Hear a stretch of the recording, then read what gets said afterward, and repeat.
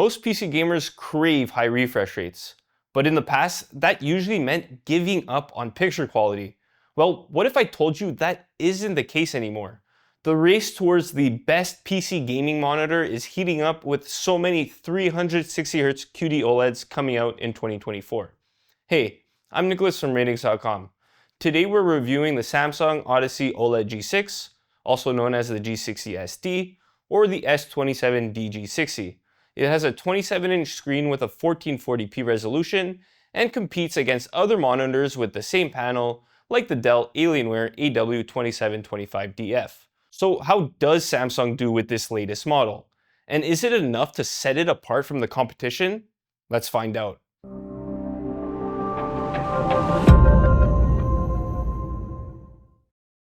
First, let's look at the design. It's a pretty simple monitor with a silver plastic body. Plus, you can adjust the stand in pretty much any way you want thanks to the fantastic ergonomics. There's even a clip on the back for basic cable management. Besides that, all the inputs are on the bottom of the back, so they're really easy to access. Your inputs include a pretty basic spread with 2 USB-A ports and an analog audio output to connect headphones or speakers. On top of that, it has a DisplayPort 1.4 input and 2 HDMI 2.1 bandwidth ports. While there's nothing that stands out about its design, you can't say the same about its performance. Let's talk about that, and we'll start with the picture quality. Like most QD OLEDs, it doesn't get very bright in SDR, but it's still enough to fight glare in rooms with some lights around. It even gets bright enough in HDR to make small highlights pop against the rest of the image, but it doesn't keep that high brightness with larger highlights. It also struggles a bit with accurate PQ EOTF tracking, as it displays most scenes a bit darker than their target. However, the main advantage of using it in a bright room is that it has a matte screen coating, which is the same as this monitor's bigger sibling, the Samsung OLED G80 SD. It's different from most of the other QD OLEDs out there with glossy coatings. Thanks to this matte coating, the screen has fantastic reflection handling and diffuses light a lot better than glossy screens. We know this coating is pretty controversial online, but love it or hate it, you can't deny it's useful in bright rooms and makes reflections less distracting. Another thing about the coating is how it relates to QD OLED specifically. On QD OLED screens, blacks look purple in bright rooms. This is pretty noticeable on those with glossy coatings. With the matte coating, this purple tint isn't as distracting, though it isn't completely gone. It just isn't as bad as on glossy counterparts. So it's decent if you want to use it in a well-lit room. But the best way to use a QD OLED is in a dark room so that you really get to see those deep and inky blacks with no blooming around bright objects. And that's the case with this monitor.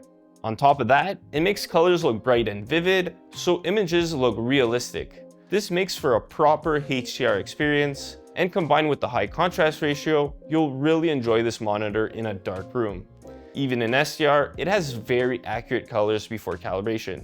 It doesn't have a real sRGB picture mode, but it has a setting that limits colors to the sRGB color space. Unless you need the absolutely most accurate colors and perfect gamut tracking, you won't need to calibrate this monitor. Alright, before we move on to gaming, let's discuss a few more things regarding picture quality, with a focus on productivity. First off, the text clarity is decent, but it isn't as good as 27-inch 1440p monitors with an IPS panel. This is because programs don't render text as well with the triangular subpixel layout. As a result, there's some fringing around letters or even at the top and bottom of windows. Whether or not it bothers you really changes from person to person. Some people say that the fringing is noticeable and others say that it isn't there at all. It really depends on how sensitive you are to it. On the plus side, this monitor has wide viewing angles, so the image looks the same whether you're viewing from the front or from the sides. This is great if you want something for co-op gaming with you and a buddy sitting side by side. Okay, there's one really important thing to remember about OLEDs, and that's burn-in. Like any OLED, it has the risk of burn-in with constant exposure to the same static elements over time. This is mainly a problem if you have the same static elements on the screen all the time, like desktop icons, the taskbar, or even in-game elements. But as long as you change things up, like gaming a little, watching some videos, and doing a bit of work, you won't have too many problems. There are a few settings to reduce the risk of burn-in too. There's a pixel refresh setting that you could run to clean up the screen after using it for a while. It also has an adjust logo brightness setting that dims static logos or elements on the screen. Alright, let's talk about the gaming performance, because I'm sure that's what you've all been waiting for. As I mentioned, it has a 360Hz refresh rate, which you could get with either a DisplayPort or HDMI connection. Of course, your graphics card needs to use DSC, but most support it anyway. The monitor supports all common VRR formats to reduce screen tearing too. On top of that, it has a near instant response time for sharp motion at most refresh rates. Motion looks crispy without any noticeable blur at high refresh rates, but it does have some quirks about it. Unlike most OLEDs, this monitor has a slow response time with colors moving to pure white. This happens if you're using a 60 or 120Hz signal instead of starting at a higher refresh rate, then using VRR to drop down to a lower refresh rate. While motion still looks sharp, and this issue is really hard to notice, it just isn't as good as other OLEDs when it comes to overall motion handling.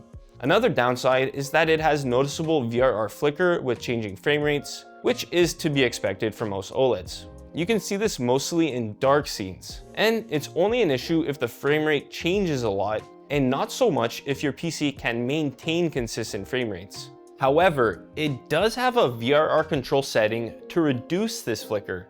It actually does reduce the VRR flicker, but it also introduces stutter, so there are some trade-offs to using it. The input lag also increases a bit with it on, but by less than 3 milliseconds at the monitor's max refresh rate. So unless you're the Flash, you won't notice that difference. Speaking of input lag, this monitor feels very responsive at any refresh rate, so it's an ideal choice for playing games that need fast reactions.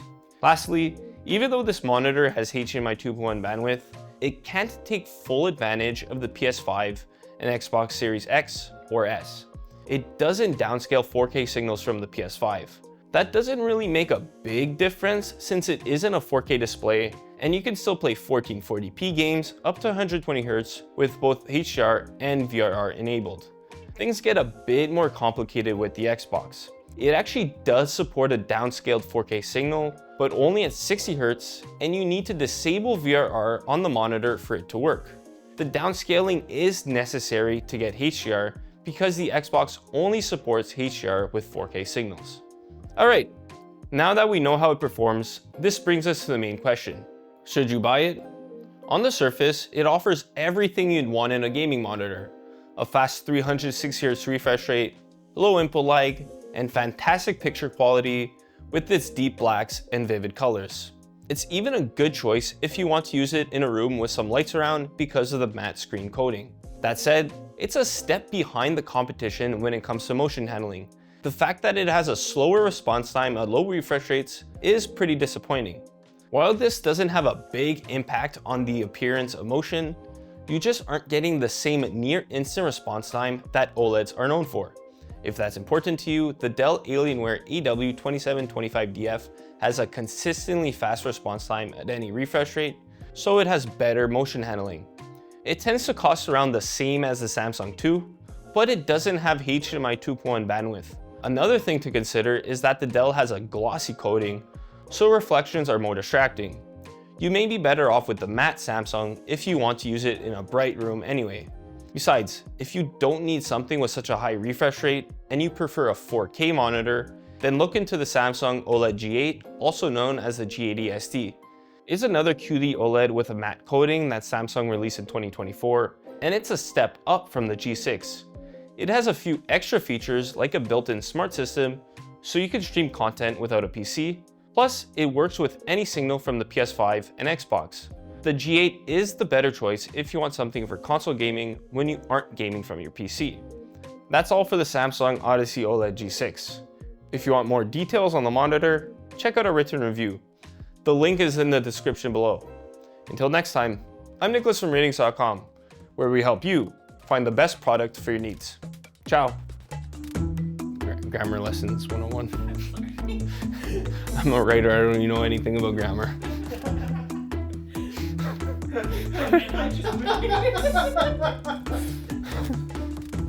Whoops. Blooper is